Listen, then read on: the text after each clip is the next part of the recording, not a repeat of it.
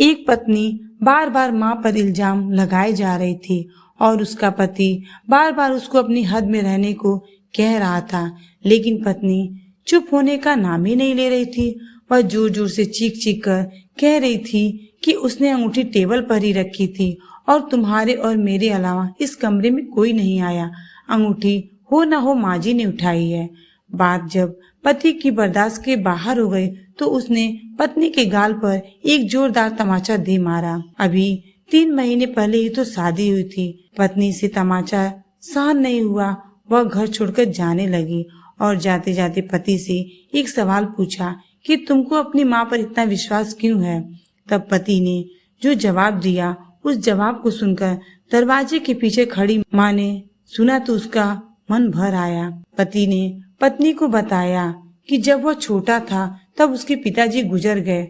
माँ मोहल्ले के घरों में झाड़ू पोछा लगाकर जो कमा पाती थी उससे एक वक्त खाना आता था।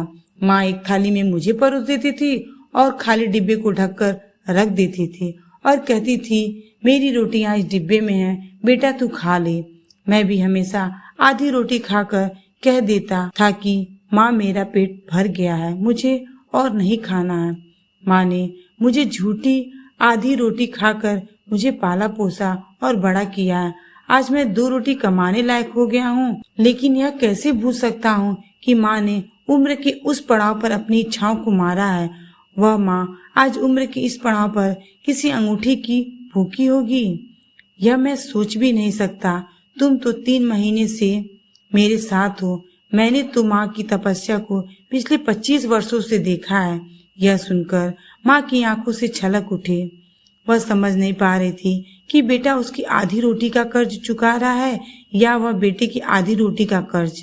माँ, अब मैं और क्या बोलूं। माँ के त्याग एवं तपस्या ने बेटे को विवेकी एवं कुशल बनाया है। बहू, तेरी पत्नियों को घर के बुजुर्ग उनकी स्वच्छंदता में बाधा लगते हैं, उन पर तरह तरह के आरोप लगाते रहते हैं, क्योंकि खून का रिश्ता ही अपनों को कष्ट में नहीं देख सकता है। सौभाग्य से ही सुलझी बहू घर में आती है।